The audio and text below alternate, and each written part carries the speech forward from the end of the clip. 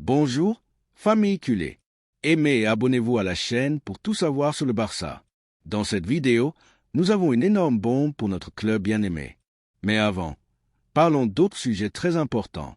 Passons au premier.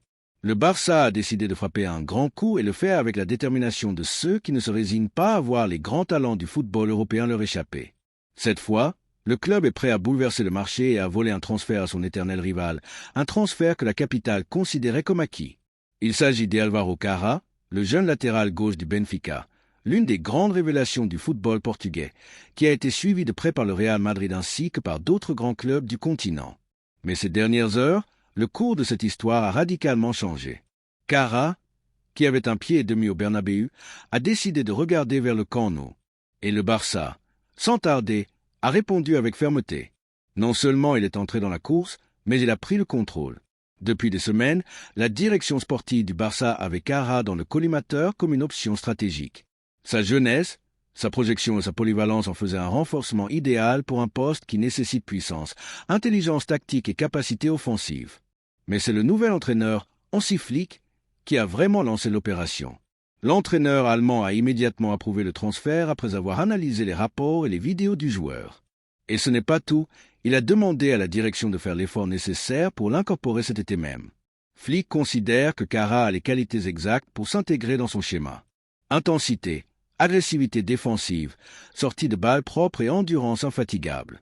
Un profil parfait pour le football moderne où les latéraux doivent être bien plus que de simples défenseurs. La surprise à Madrid a été énorme. Dans la capitale, on parlait déjà de Carrá comme d'un joueur blanc au futur assuré. Certains médias donnaient même l'accord comme conclu, mais ils ont oublié quelque chose d'essentiel, le désir du footballeur. Et c'est que Álvaro, indépendamment des offres économiques ou des promesses de temps de jeu, savait clairement où il voulait être.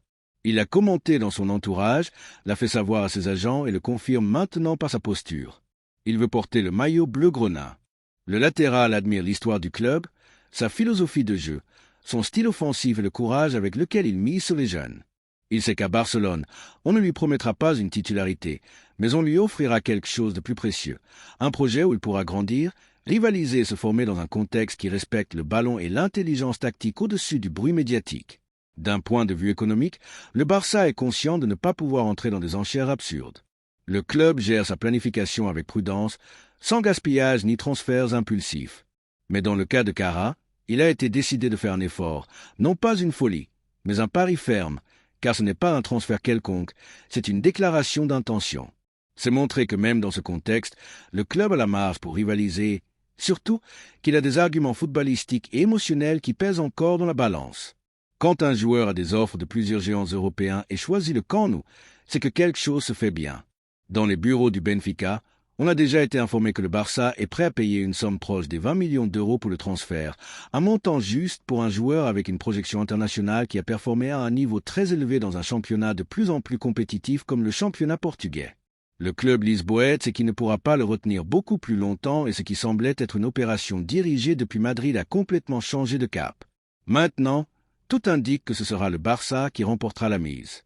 Un coup de maître qui, s'il se concrétise, mettra en évidence ceux qui croient encore que l'on ne recrute qu'avec des chéquiers. Mais au-delà de la provocation que représente le fait d'arracher un transfert au Real Madrid, quelque chose qui enflamme les supporters du Barça comme peu de choses, l'important est ce que Carrá peut apporter à l'équipe. C'est un latéral qui ne se contente pas de défendre, mais qui interprète les espaces. C'est quand doubler, quand se replier et quand surprendre au second poteau. Sa vitesse, la longueur et sa lecture du jeu en font un joueur idéal pour un système basé sur la possession, mais avec des transitions rapides, et sa mentalité compétitive, sa fin de victoire en font un profil très précieux pour un vestiaire jeune et ambitieux comme celui qui se forme au Camp Nou. Hansi Flick, de son côté, est ravi de la possibilité de compter sur un joueur de ses caractéristiques. L'entraîneur allemand n'est pas venu pour improviser. Il veut un effectif équilibré, dynamique, avec des options dans toutes les positions et une réelle compétition interne. Et pour cela, il a besoin de footballeurs comme Carrá, jeune mais avec de l'expérience, du caractère et l'envie de conquérir le monde. Il n'est pas surprenant que l'entraîneur ait été si clair dans son soutien au transfert. Il sait que des joueurs comme lui sont clés dans un projet qui aspire non seulement à rivaliser en Espagne, mais aussi à retrouver sa place parmi les grands d'Europe. Chez les supporters du Barça, la nouvelle a été accueillie avec enthousiasme, et ce n'est pas pour rien. Cela fait longtemps qu'il n'y avait pas eu une opération sur le marché où le club ne se contente pas de rivaliser, mais arrache, où il n'agit pas seulement, mais impose. Voler un transfert au Madrid n'est pas seulement une victoire tactique, c'est un coup d'autorité. C'est rappeler que ce blason pèse encore, que ce club, malgré les difficultés, n'a perdu ni son attrait ni sa capacité de séduction. Et tout cela se réalise non pas avec des promesses creuses, mais avec de la crédibilité, un plan clair et la conviction que c'est ici que les joueurs grandissent, apprennent et laissent leur marque. La question directe à poser aux supporters est « Que pensez-vous de l'arrivée possible de Cara ?» N'est-ce pas un signe que les choses sont en train de changer? Que ce nouveau projet ne vient pas pour survivre, mais pour rivaliser? N'est-ce pas le genre de mouvement qui donne de l'espoir, qui enthousiasme, qui fait lever la tête et croire à nouveau? Parce que des transferts comme celui-ci n'apportent pas seulement du talent, ils nourrissent aussi la fierté. Ils envoient également un message aux rivaux. Nous sommes là, nous sommes vivants et nous n'avons pas l'intention de céder du terrain.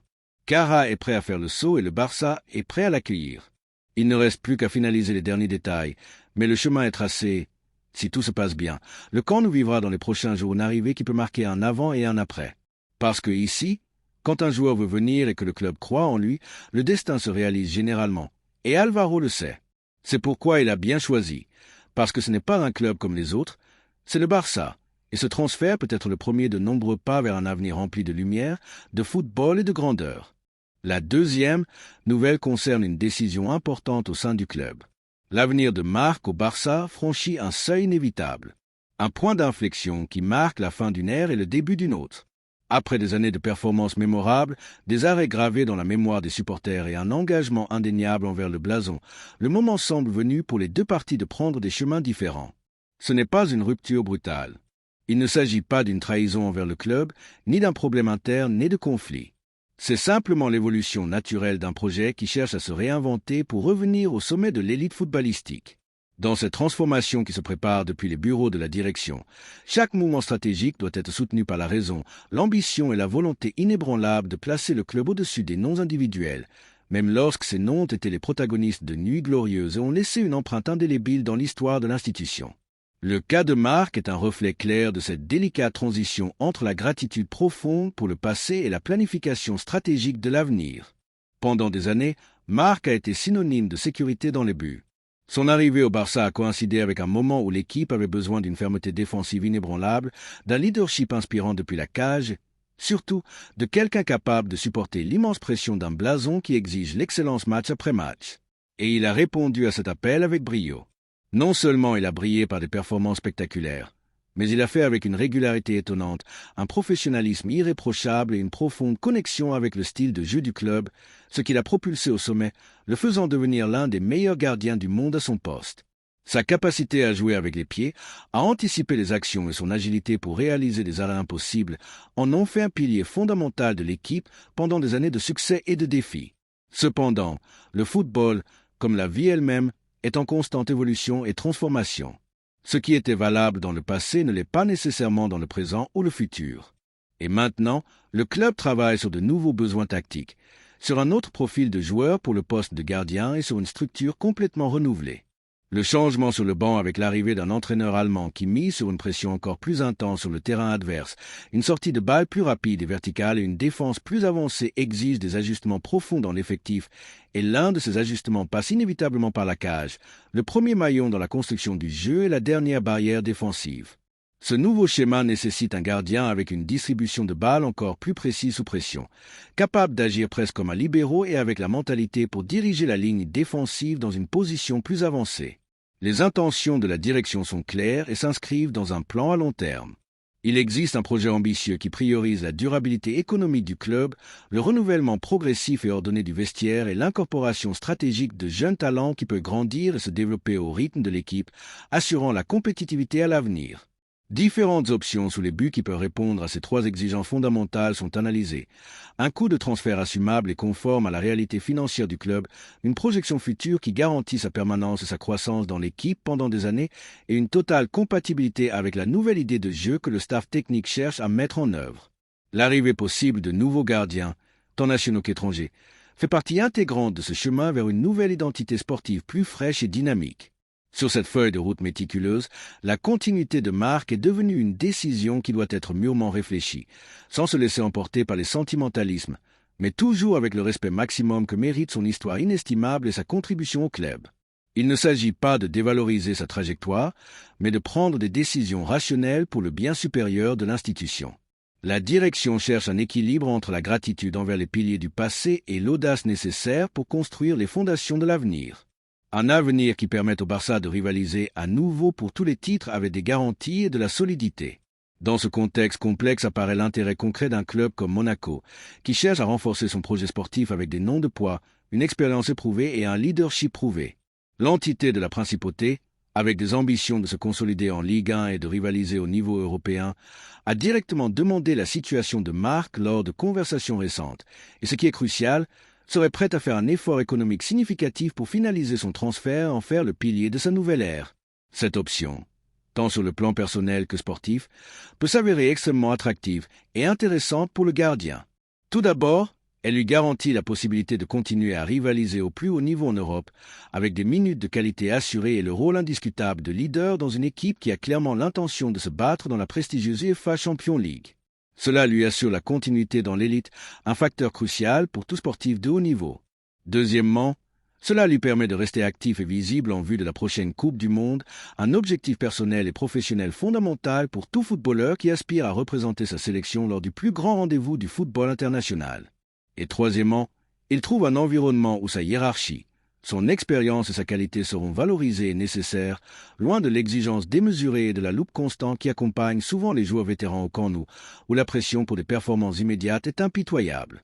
À Monaco, Marc pourrait trouver la tranquillité et la reconnaissance qu'un joueur de son envergure mérite dans la dernière étape de sa carrière. À tous les culés, la question qui se pose est inévitable et profonde. Sommes-nous prêts à voir partir une légende comme Marc ? Et cela signifie avancer collectivement vers un avenir meilleur et plus prometteur pour le club. Sommes-nous prêts à dire au revoir à l'un des nôtres avec honneur, respect et gratitude pour que l'équipe puisse se rajeunir, équilibrer ses comptes et rivaliser avec la fraîcheur et l'ambition que l'élite du football exige? C'est l'essence même du football, un sport en constant mouvement et transformation. Rien n'est éternel dans le football professionnel, sauf peut-être l'amour inconditionnel pour ses couleurs, pour le blason. Et c'est pourquoi, si le départ de Marc se concrétise, que ce soit comme il se doit, avec le plus grand respect pour son héritage, avec une profonde gratitude pour les années de gloire et avec la conviction inébranlable que le club, le FC Barcelone, ne s'arrête pas, car au-delà des noms individuels, au-delà des émotions passagères qui nous submergent, ce qui reste toujours inaltérable et éternel, c'est le blason. Et c'est pour ce blason, pour son histoire et pour son avenir, que chaque décision, même la plus difficile et douloureuse, finit par avoir un sens transcendant et logique. La troisième nouvelle concerne un énorme coup de maître pour notre club bien-aimé. Le cas de Nico Williams atteint un point d'inflexion et le Barça le suit de très près. Conscient que l'ailier espagnol représente non seulement l'une des grandes opportunités du marché de l'été, mais aussi un profil idéal pour ce que le club veut construire à moyen et long terme. Depuis des mois, les responsables sportifs de l'entité catalane suivent de près chaque pas du footballeur, tant dans son club qu'en sélection, et n'ont pas manqué de remarquer le désir qu'il a clairement et privément manifesté de jouer au Camp Nou. Ce désir n'est ni nouveau ni superficiel.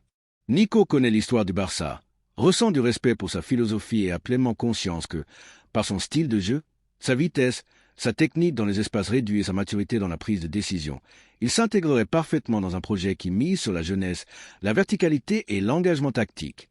La volonté du joueur existe, et à ce stade du mercato, c'est déjà beaucoup dire. Cependant, tout ne dépend pas de l'enthousiasme. Le club catalan a montré un intérêt réel à avancer dans les conversations, à étudier des formules et a toujours tenté d'établir une ligne de travail basée sur la responsabilité économique. Car ce nouveau Barça, au-delà des rêves et des aspirations sportives, a également appris à garder les pieds sur terre. La situation financière n'est pas simple et, bien qu'il y ait des opérations en cours pour libérer de la masse salariale et générer des revenus, la marge de manœuvre reste limitée. On ne peut pas répéter les erreurs du passé, et ce principe, maintenant plus que jamais, est respecté avec rigueur. C'est pourquoi, bien que l'arrivée de Nico soit considérée comme un mouvement stratégique qui pourrait élever le niveau compétitif de l'équipe de manière immédiate, il est également clair que l'on ne peut commettre aucune folie, ni en termes de salaire, ni en termes de primes, et encore moins de structures contractuelles qui compromettraient d'autres priorités de planification. De l'entourage du joueur, on perçoit ce respect et on apprécie la sincérité du club. Il n'y a pas eu de promesses creuses ni de pression démesurée. On lui a expliqué franchement quelle est la situation que l'on tente de résoudre et comment il pourrait s'intégrer dans le projet si toutes les pièces parviennent à s'ordonner. Nico, de son côté, maintient ferme son désir. Jouer au Barça est plus qu'une opportunité sportive, c'est une motivation personnelle. Il ne cherche pas simplement un contrat élevé ni à être le centre de l'attention médiatique du mercato. Il veut grandir dans un environnement qui le valorise, où son style naturel n'a pas à être forcé, où le ballon et l'intelligence sont la priorité. Et à cet égard, peu de maillots dans le monde offrent ce que le maillot Blaugrana offre. Il ne s'agit pas seulement de rivaliser pour des titres, mais de le faire en respectant une manière de comprendre le jeu, une éthique footballistique, une responsabilité historique. L'offensive du Bayern a été contundante. Le club allemand a également détecté le potentiel du footballeur et a présenté une proposition économique bien supérieure à ce que le club catalan peut assumer. 12 millions nets par saison est un chiffre que peu de clubs en Europe sont en mesure d'offrir aujourd'hui, et encore moins s'ils cherchent à préserver leur stabilité financière. C'est la grande différence entre ceux qui ont un modèle basé sur la puissance économique et ceux qui, comme le Barça, cherchent à reconstruire depuis l'équilibre et la cohérence. Mais malgré tout, le joueur n'a pas donné un oui immédiat, et encore moins, car l'argent compte. Oui, mais ce n'est pas tout, et cela se démontre par le fait que Nico, malgré cette offre millionnaire entre ses mains, continue d'attendre des nouvelles du Camp Nou, car sa priorité n'a pas changé parce qu'il sait qu'il y a des décisions qui marquent une carrière au-delà de la taille du contrat. À l'intérieur du club, on respire un mélange de confiance et de tension. Confiance, car on sait que le joueur veut venir, qu'il voit dans cette équipe un endroit où il peut laisser sa marque, où son football peut atteindre sa meilleure version. Et tension, car les temps du mercato sont capricieux et à tout moment une offre différente, une pression externe ou un tournant inattendu peut tout compliquer. La marge de manœuvre est courte, mais pas inexistante. On travaille en silence, en coordination entre la direction sportive et la présidence pour trouver la formule qui permette de rendre l'opération viable sans mettre en danger d'autres besoins. Et ce travail n'est pas seulement financier, il est aussi stratégique, car recruter Nico n'est pas seulement renforcer un côté, c'est miser sur un profil qui peut marquer une ère, qui peut multiplier les options offensives, qui peut être déterminant dans les transitions et qui, de plus, comprend ce que représente jouer dans ce stade, avec ce maillot, avec ses supporters. Les fans culés, exigeants comme peu, ont déjà commencé à regarder Nico comme l'un de ces joueurs qui pourrait s'intégrer dans la nouvelle génération qui est en train de se former. On le perçoit comme quelqu'un d'humble, engagé, explosif, mais aussi solidaire en défense, capable de générer du déséquilibre et de résoudre des matchs sur des actions isolées. On n'attend pas de lui qu'il soit une star à l'ancienne. On attend du travail, de la discipline tactique et de la continuité. Et tout indique qu'il peut offrir cela sans problème. C'est pourquoi, si son arrivée se concrétise finalement, il sera accueilli avec enthousiasme, mais aussi avec des attentes, car ici, celui qui arrive, c'est qu'il doit le démontrer chaque jour, dans chaque match, sur chaque ballon disputé. Dans les bureaux, on étudie déjà des alternatives d'ingénierie financière qui permettent de couvrir le coût du transfert, qui ne serait pas mineur, et aussi d'offrir un salaire compétitif sans sortir du cadre fixé. Ce ne sera pas facile, mais ce n'est pas impossible. La clé réside dans le fait que toutes les parties veulent la même chose. Le club veut le joueur veut venir. Il ne reste plus qu'à ce que les conditions s'alignent. Et si cela se produit, ce sera l'une de ces opérations dont on se souviendra des années plus tard comme d'un point d'inflexion. Car au-delà du contexte économique, ce Barça fait un effort pour revenir à construire à partir de ce qui l'a rendu grand. Le talent jeune, l'engagement tactique, la vision à long terme et la capacité de séduire des footballeurs non seulement avec de l'argent, mais avec une histoire, une idée, une manière de vivre le football. Nico le sait. C'est pourquoi il attend. C'est pourquoi il ne se laisse pas emporter par les chiffres. C'est pourquoi il garde la tête froide et l'illusion allumée. Car ce club, quand il met le focus sur quelqu'un, le fait parce qu'il croit en lui et parce qu'ici, on ne vient pas pour se promener, on vient pour transcender. Il le comprend. C'est pourquoi il continue d'attendre cet appel définitif qui le rapprochera enfin de l'endroit où il a toujours voulu être. S'il arrive, ce sera une incorporation célébrée, non pas pour le bruit médiatique, mais pour le sens que prend son arrivée. Car Nico représente le type de footballeur qui rend ses coéquipiers meilleurs, qui respecte le ballon, qui comprend le jeu depuis le collectif. Et c'est ce dont le Barça a le plus besoin en ce moment. Laissez-nous votre opinion dans les commentaires.